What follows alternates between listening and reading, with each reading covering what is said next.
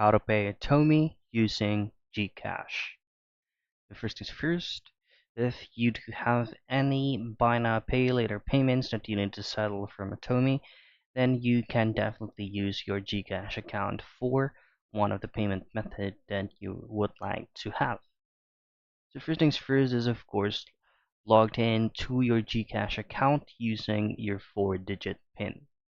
So once you have successfully logged in on your dashboard, you should be able to see various kinds of options in here. Have you already updated your GCash application into 2025?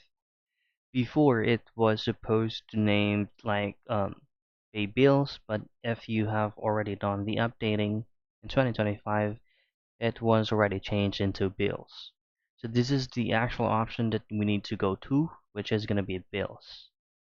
Now in here, just locate search for billers and tap on search billers again and search for Atome.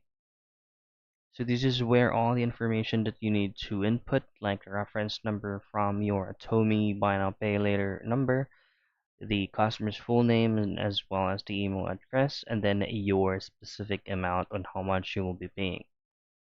Now tap on next and you're good to go. And that's it. That is how you pay Atome using GCash.